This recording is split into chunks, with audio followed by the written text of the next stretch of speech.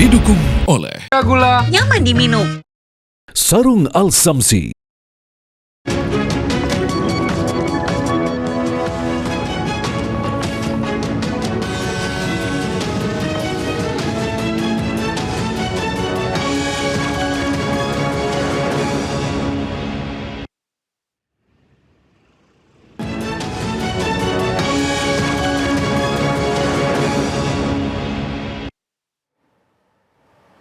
Pemirsa, korban ledakan stasiun pengisian LPG di Kota Bekasi, Jawa Barat kini bertambah menjadi 17 orang. Rata-rata korban mengalami luka bakar serius di sekujur tubuhnya.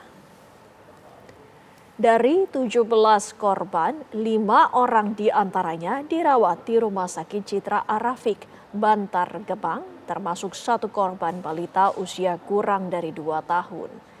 Sedikitnya 5 korban yang dirawat di Rumah Sakit Citra Arafik masih dirawat intensif. Rata-rata para korban mengalami luka bakar serius lebih dari 50%. 1 korban bahkan harus dirujuk ke Rumah Sakit Cipto Mangunkusumo, Jakarta. Rabu malam kemarin, ledakan disertai api membakar SPBE di Cimuning, Kota Bekasi. Rumah serta kios warga hangus dilalap api.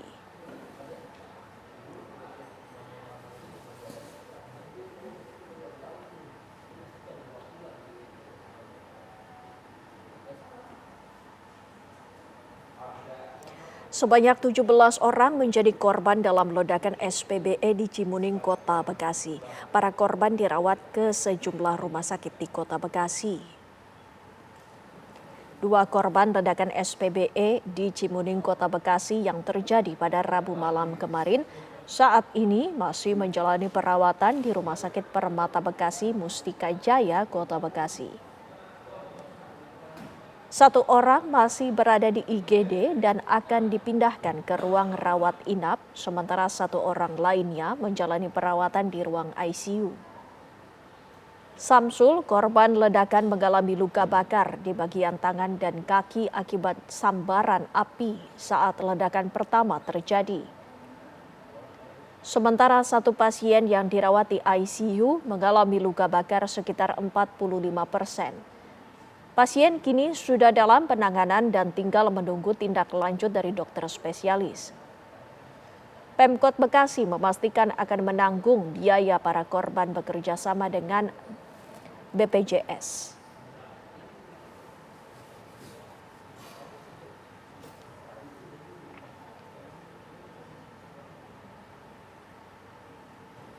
Inafis dan Pusat Laboratorium Forensik melakukan olah tempat kejadian perkara di SPBE Cimuning, Bekasi, Jawa Barat.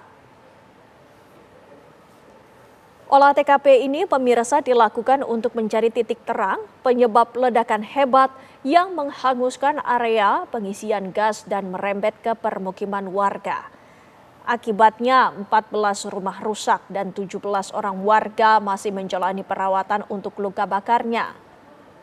Untuk itu petugas mengambil sejumlah sampel serpihan material yang terbakar serta memeriksa katup pengamanan pada tangki utama gas. Untuk membatasi pihak tak berkepentingan, garis polisi juga masih terpasang di sekeliling lokasi kejadian. Tak hanya di area SPBE, petugas juga menyisir area permukiman warga yang terdampak untuk memastikan tidak ada lagi potensi bahaya susulan. Hingga kini pihak pengelola SPBE belum memberikan pernyataan resmi terkait peristiwa ini.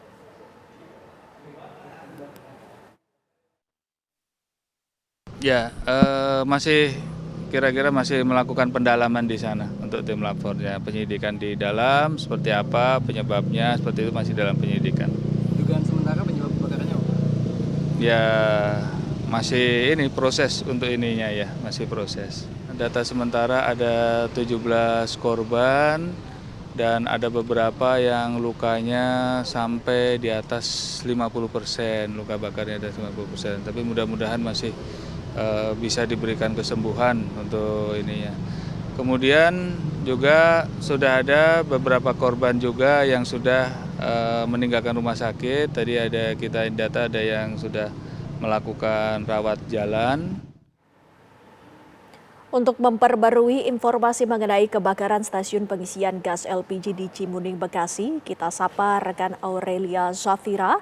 Aurel, silakan dengan laporan Anda. Ya, selamat malam Windy Wellington dan juga pemirsa. Benar sekali, saat ini kami berada di TKP kebakaran SPBE Cimuning, Bekasi, Jawa Barat, yang mana pasca kebakaran yang melanda stasiun pengisian bulk LPG di Cimuning, Bekasi pada Rabu malam kemarin. Ini kondisi terkini, terlihat beberapa bangunan runtuh akibat dari kebakaran hebat kemarin, di mana di samping persis TKP kebakaran bulk LPG ini ada kios-kios warga yang saat ini sudah terbakar habis, tinggal puing-puing bangunan dan juga seng-seng yang berserakan. Lalu juga di seberang TKP dari TKP kejadian ada rumah dan juga kontrakan yang terbakar dan sisa puing-puing bangunan. Dan memang kemarin dalam waktu yang singkat, kobaran api menghanguskan sekitar 2.000 meter persegi lahan dan memicu kepanikan warga di sekitar lokasi. Sekitar pukul 12 lewat 30 siang waktu Indonesia Barat tadi juga sudah dilakukan olah TKP dari tim gabungan kepolisian, Puslap 4 dan Inavis untuk mengumpulkan bukti yang ada di lokasi.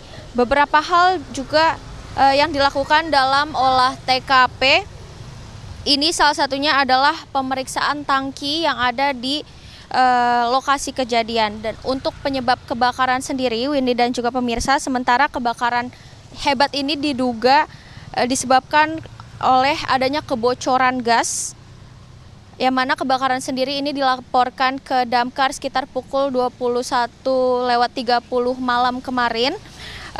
Dan untuk api sendiri berhasil dipadamkan sekitar pukul 3.30 pagi waktu Indonesia Barat.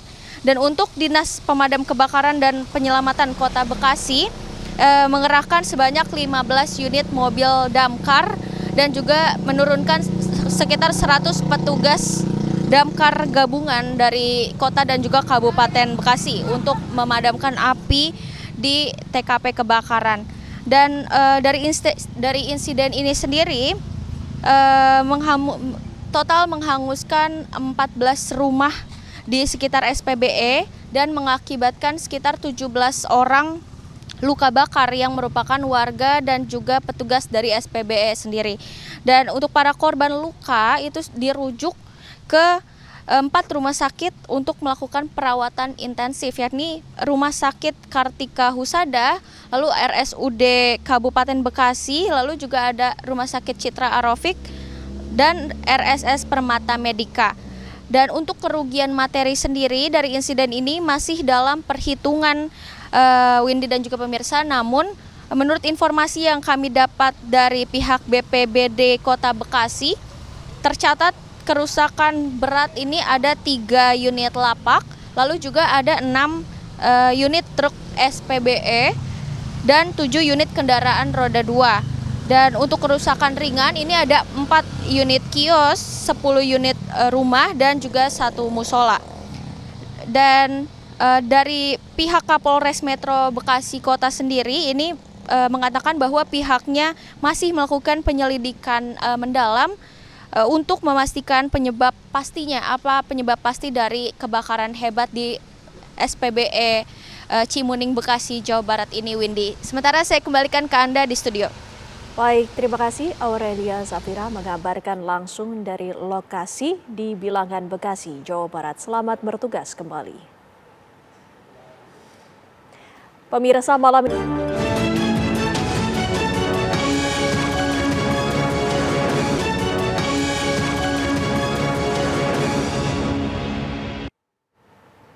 Pemirsa, malam ini umat Kristiani menggelar ibadah Kamis Putih sebagai bagian dari rangkaian Trihari Suci menyambut Paskah.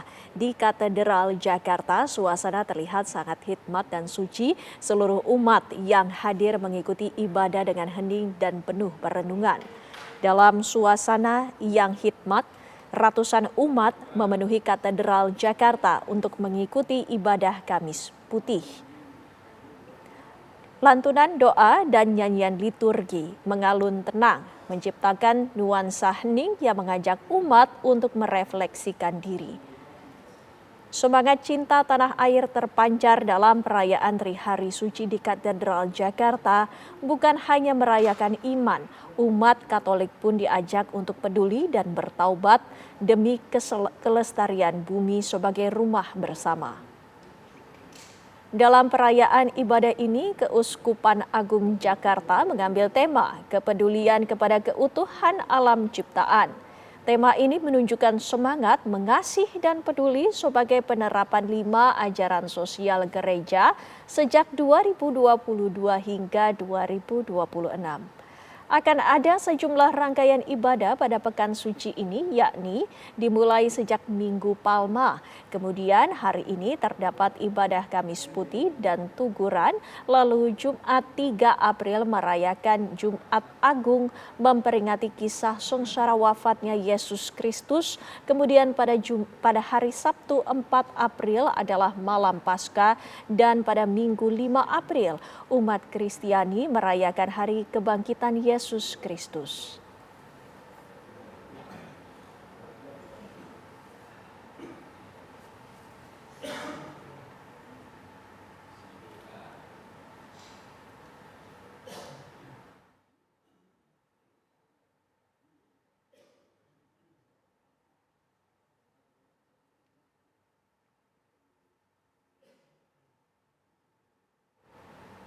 Beralih ke kabar lainnya, gempa berkekuatan magnitudo 7,6 mengguncang Sulawesi Utara.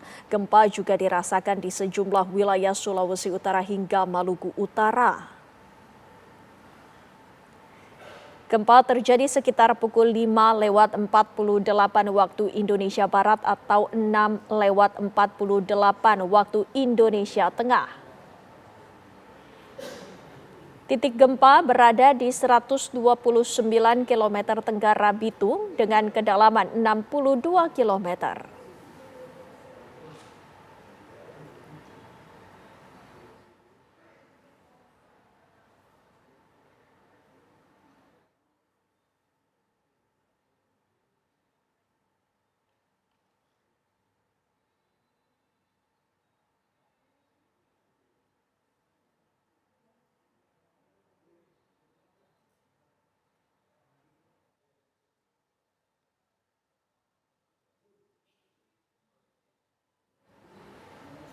Sebuah jembatan gantung di Tegal Bulet, Kabupaten Sukabumi, Jawa Barat putus. Sedikitnya ada 5 warga terjun bebas ke dasar sungai dan 1 motor hanyut terbawa arus. Beruntung tidak ada korban jiwa, hanya luka dan ditangani puskesmas setempat. Sementara untuk akses warga terpaksa menggunakan perahu untuk melintasi Sungai Cibugel.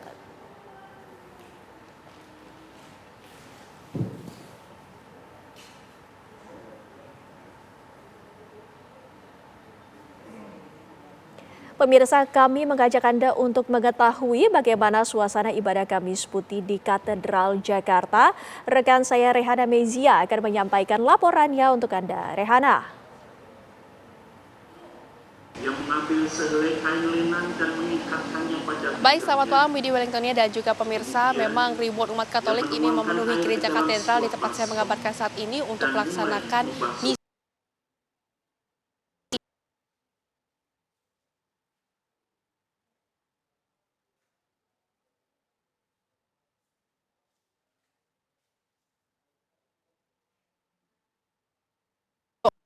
Jam 16.30 waktu Indonesia Barat.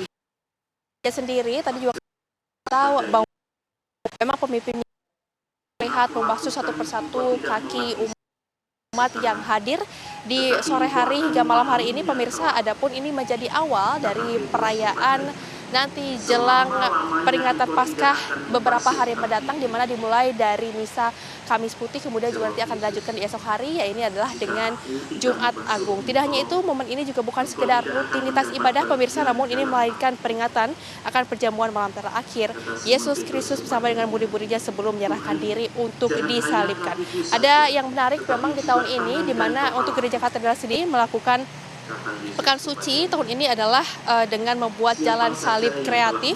Untuk jadwal misalnya sendiri, dari hasil informasi yang kami dapatkan dibagi menjadi 3 waktu yang berbeda, dimulai dari pukul 16.30 waktu Indonesia Barat, kemudian jam 19 dan juga hingga malam hari ini adalah misa terakhir untuk Kamis Putih yang dimulai sejak pukul 21.00 waktu Indonesia Barat, di mana memang untuk misa ketiga ini pemirsa langsung oleh Romo Maharsono Proboho, dan juga diikuti bagi Anda yang memang di luar Jakarta kemudian juga ingin mengikuti misa ini dapat diikuti secara daring melalui sosial media yang ada di internet. Demikian informasi sementara pemirsa, saya kembalikan kepada Anda di studio Windy.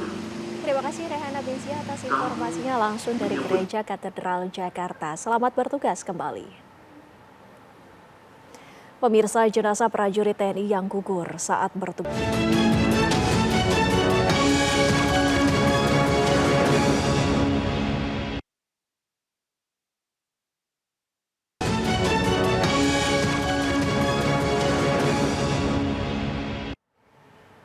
Kembali bersama kami, pemirsa, jenazah prajurit TNI yang gugur saat bertugas dalam misi UNIFIL di Lebanon masih dalam proses pemulangan ke tanah air. Saat ini, jenazah 3 prajurit telah berada di Rumah Sakit Saida, Lebanon, dan sedang menjalani proses pemulasaran. Rencana pemberangkatan jenazah masih menunggu kepastian, namun diperkirakan akan dilaksanakan paling cepat hari Jumat atau Sabtu. Keterlambatan ini disebabkan oleh terbatasnya penerbangan di wilayah konflik sehingga penjadwalan menjadi lebih menantang. Sementara itu, 3 prajurit lain yang mengalami luka dan dirawat di Rumah Sakit Beirut dilaporkan dalam kondisi membaik dan lebih stabil. Pemerintah akan terus memberikan perkembangan terbaru terkait jadwal kepulangan para prajurit ke Indonesia.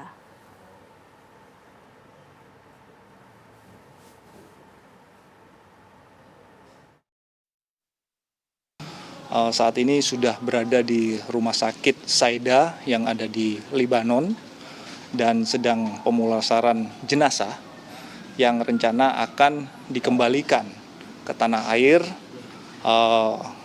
Pemberangkatan kemungkinan kalau nggak hari Jumat akan dilaksanakan hari Sabtu karena minimnya penerbangan yang sedang ada saat ini di daerah konflik di Teluk saat ini. Sehingga update berikutnya akan kami sampaikan setelah ada kepastian kapan kepulangan dari jenazah 3 orang prajurit TNI yang telah gugur di Lebanon Selatan. Sementara itu, usai serangan terhadap konvoi pasukan perdamaian PBB di Lebanon, pasukan UNIFIL berhasil mengevakuasi jenazah 2 anggota kontingen Garuda. Nampak kendaraan yang ditumpangi Kapten Infanteri Zulmi Aditya dan Sertu M. Nur Ikhwan mengalami kerusakan parah. Serangan tersebut menambah korban jiwa dari kontingen Garuda yang gugur sebelumnya, yaitu Praka Fariza Ramadan. Ucapan simpati duka cita pun mengalir dari berbagai pihak, termasuk dari Hamas. Hamas menghormati jasa ketiga prajurit sebagai bagian dari pasukan Helm Biru UNIFIL dalam menjaga perdamaian di Lebanon.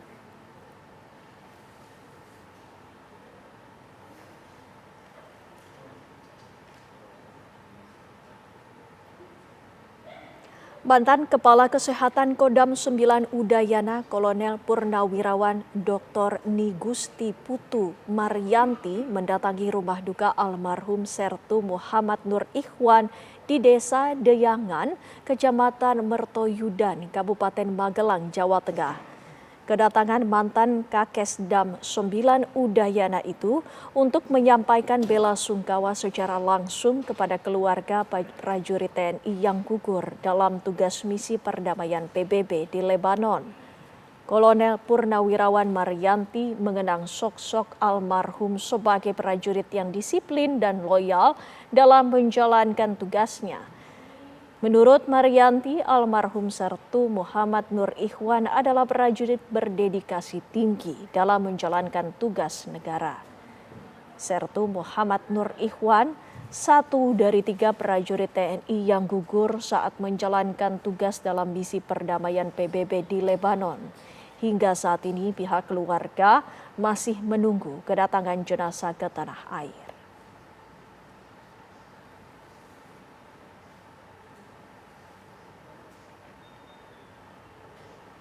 Sejumlah pelayat terus berdatangan di kediaman almarhum Kapten Infanteri Zulmi Aditya Iskandar di Kampung Cikendal, Kecamatan Cimahi Utara, Jawa Barat.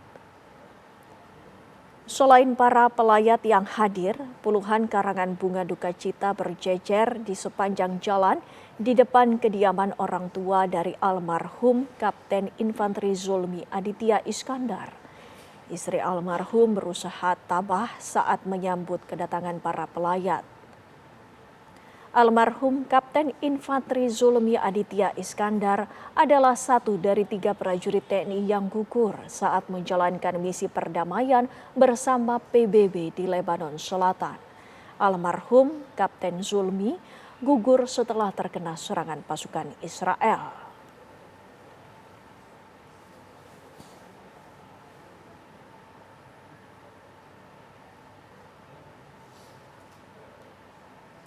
Dan keluarga anggota pasukan perdamaian PBB yang gugur di Lebanon terus menanti kepastian kepulangan jenazah Praka Farizal Ramadan. Pemerintah menyatakan terus berkoordinasi dengan berbagai pihak terkait. Keluarga dan kerabat terus berdatangan ke rumah keluarga almarhum Praka Farizal Ramadan di Desa Sidorejo, Kecamatan Lendah, Kulon Progo. Praka Farizal adalah salah satu anggota pasukan perdamaian PBB yang gugur akibat serangan udara Israel ke Lebanon. Keluarga masih menanti kepulangan jenazah Praka Farizal dari Lebanon. Pemerintah masih terus berkoordinasi dengan berbagai pihak terkait untuk memulangkan jenazah 3 anggota kontingen Garuda yang gugur saat bertugas menjaga perdamaian di Lebanon.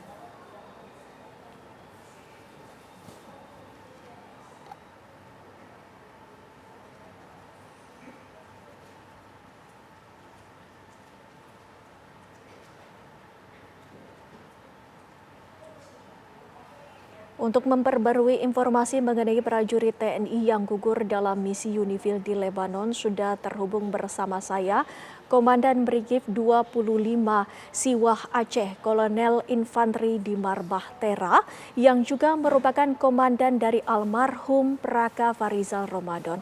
Selamat malam, Assalamualaikum warahmatullahi wabarakatuh, Pak Dimar. Waalaikumsalam warahmatullahi wabarakatuh. Selamat malam, Mbak. Ya. Pak Dimar, izinkan kami mengucapkan turut berduka cita pertama-tama atas gugurnya almarhum dalam menjalankan misi perdamaian. Pak Dimar, apa sesungguhnya yang Anda kenang dari sosok almarhum Praka Farizal Ramadan, Pak Dimar? Ya, terima kasih, Mbak. Jadi yang saya kenang selaku atasan dari almarhum, anggota kami ini adalah prajurit yang memiliki dedikasi yang cukup bagus. Dalam kesehariannya dia selalu mampu memberi contoh bagi adik-adiknya, termasuk berbuat terbaik untuk satuan. Beberapa penugasan sudah dilakukan dengan baik, berhasil di Papua, dan beberapa penugasan yang berada di sekitar Humbis di Aceh. Jadi pribadi yang cukup luar biasa. Kita merasa sangat kehilangan semuanya. Pak Dimar, momen apa yang paling berkesan dari almarhum selama menjalankan tugasnya, Pak Dimar?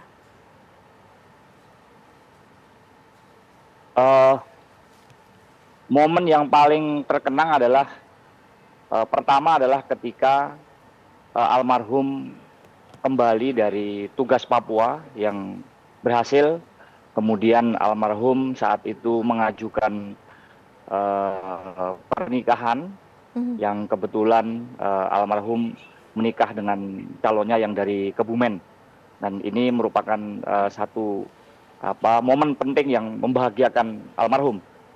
Kemudian yang berikutnya tentunya momen saat ini yang cukup memukul ya, cukup membuat duka yang mendalam bagi istri, bagi keluarga, dan bagi rekan-rekan semuanya, karena sosok almarhum cukup dekat dan lekat di mata rekan-rekan termasuk dengan istrinya.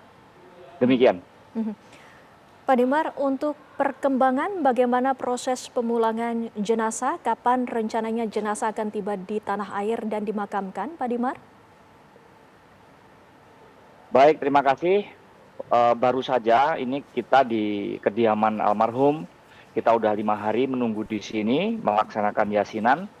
Baru saja juga saya melaksanakan Zoom dengan daerah operasi karena baru saja 1 jam yang lalu dilakukan upacara penghormatan pelepasan jenazah oleh pasukan PBB di Unifil.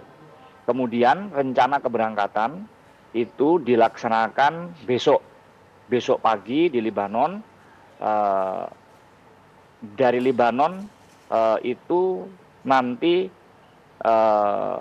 akan ke Indonesia, dan ini akan membutuhkan waktu tiba di Indonesia kurang lebih hari Sabtu sore. Demikian, Sabtu sore tiba di Jakarta. Baik. Sekitar jam 5.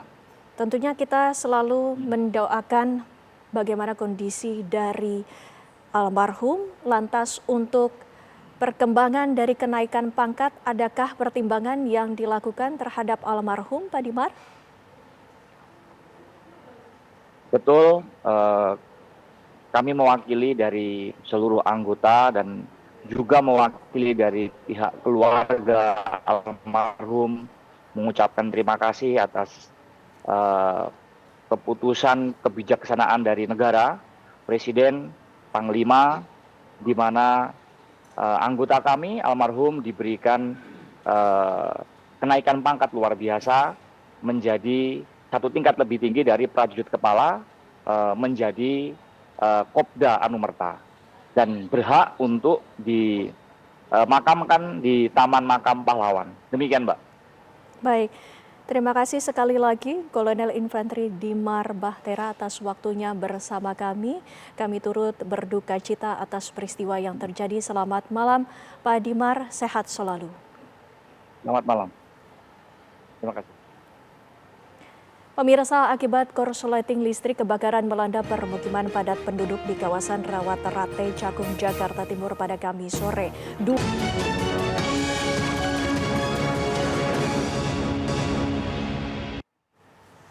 Akibat korsleting listrik, kebakaran melanda permukiman padat penduduk di kawasan Rawat-Rate, Cakung, Jakarta Timur pada Kamis sore. 2 rumah ludes terbakar. Petugas pemadam kebakaran dari sektor Cakung dan Sudin Kebakaran Jakarta Timur yang tiba di lokasi bersama warga langsung berupaya memadamkan api. Api berhasil dipadamkan 1 jam kemudian dengan pengerahan 14 unit mobil pemadam kebakaran. Tidak ada korban jiwa, kerugian diperkirakan puluhan juta rupiah. Diduga kebakaran terjadi akibat korsleting listrik di salah satu rumah warga. Kasus kebakaran saat ini dalam penyelidikan lebih lanjut pihak kepolisian sektor Cakung.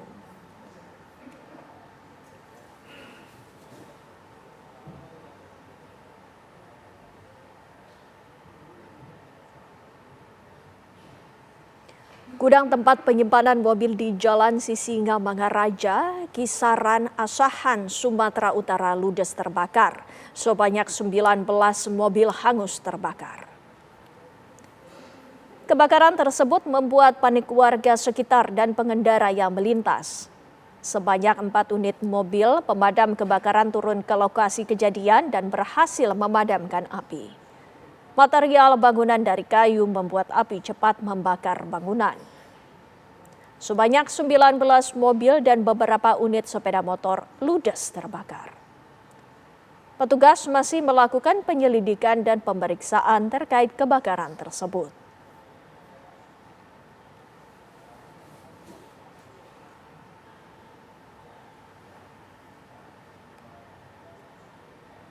Beralih ke kabar lainnya, pemirsa, pemerintah menegaskan kebijakan work from home atau WFH bagi aparatur sipil negara setiap hari Jumat bukan hari libur, melainkan bagian dari transformasi pola kerja nasional.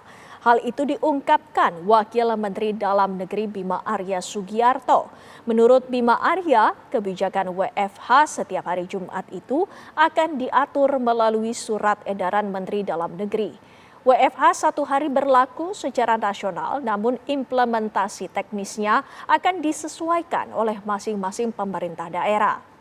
Bima juga menyatakan seluruh pemerintah daerah diminta untuk memastikan pelaksanaan WFH tetap berjalan efektif dengan sistem penugasan dan pengawasan yang jelas, seperti pemberian tugas sejak hari Kamis, serta penggunaan sistem absensi berbasis tik-tik dari koordinat. Surat edaran dari Pak Mendagri untuk kebijakan WFH hari Jumat itu adalah kebijakan dalam konteks nasional, dan nanti silakan para kepala daerah menurunkan itu dalam aturan yang lebih teknis, karena kita harus pastikan bahwa Jumat tidak menjadi hari libur nasional. Banyak cara yang bisa dilakukan. Saya tahu bahwa banyak daerah sudah memiliki sistem yang sangat baik. Misalnya, setiap hari Kamis nanti para pimpinan kepala dinas memberikan tugas kepada bawahannya dalam bentuk formulir, dalam bentuk form, dalam bentuk aplikasi yang akan dikerjakan di hari Jumat. Dan absensi di hari Jumat itu bisa dilakukan dengan mengisi aplikasi berdasarkan koordinat ada di mana kehadiran para staf pada saat itu, memakai baju sesuai dengan yang ditentukan pada hari itu, dan presensinya berdasarkan titik koordinat. Jadi kalau koordinatnya itu tidak di kediaman, tidak di rumah, maka tentu tidak dihitung sebagai kehadiran. Jadi kehadirannya dihitung berdasarkan lokasi koordinat ketika melakukan presensi. Itu langkah-langkah yang bisa dilakukan, dan tentu kami akan melakukan pengawasan berjenjang. Dan kami persilahkan kepada warga untuk juga melakukan pengawasan apabila ditemui ada ASN yang warawiri di ruang-ruang publik di tempat wisata, silahkan viralkan. Jadi kita lakukan pengawasan secara berjenjang, sistem secara internal dan koreksi secara eksternal. Pasukan koalisi kembali menyerang wilayah Iran. Kali ini sasarannya adalah markas Garda Nasional Iran di Isfahan. Sesaat lagi, pasangan selebritis Dude Harlino dan Alisa Subandono memenuhi panggilan penyidik Bareskrim Polri. Keduanya diperiksa sebagai saksi terkait kasus dugaan korupsi dana syariah Indonesia. Selebritis Dude Harlino mengatakan kehadirannya merupakan bentuk pemenuhan panggilan penyidik. Dude mengakui pernah menjadi brand ambasador Dana Syariah Indonesia pada tahun 2022 hingga 2025. Kasih keterangan ya terkait dengan DSI ini dari Bareskrim. Jadi ini klarifikasi aja pertama kalinya apa gimana? Pertama kali, dan juga mungkin Bareskrim nanti itu informasi dari kita, mudah-mudahan bisa bermanfaat. Tapi Mas Dude sama Mbak Lisa tuh dari kapan ke kapan sih jadi brand ambasadornya? Dari 2022 ya, 3 tahun kurang. Sampai 2025. 2025 udah kelar tuh brandnya. Sementara itu, penyidik menyebut pemeriksaan dilakukan untuk mendalami peran keduanya terkait aktivitas promosi saat menjadi brand ambasador PT DSI. Hingga kini, penyidik masih terus mengumpulkan keterangan dari para saksi untuk mengungkap lebih jauh perkara tersebut. Pemeriksaan ataupun pemanggilan terhadap saksi DH dan istrinya AA dalam kapasitas sebagai saksi, karena dari fakta penyidikan yang didapatkan oleh penyidik dari beberapa keterangan saksi dan beberapa alat bukti yang lain bahwa kedua saksi dimaksud pernah dilibatkan ya dalam promosi bisnis PTDSI sebagai brand ambassador. Berarti yang akan didalami terkait aktivitasnya sebagai brand ambassador sepanjang 3 tahun itu ya Pak? Oke, nanti seputar itu terkait dengan dugaan tindak pidana terjadi yang saat ini sedang kita lakukan penyidikan. Nanti kita akan... Penyidik menegaskan proses penyelidikan masih terus berjalan dan tidak menutup kemungkinan adanya pemanggilan saksi lain untuk mengungkap kasus ini secara menyeluruh. Dari Jakarta, Robin Freddy, TV One mengabarkan.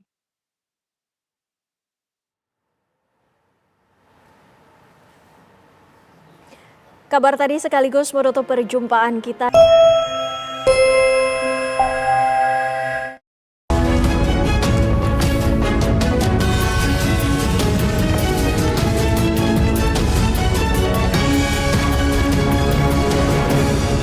Didukung oleh Sarung Al Samsi.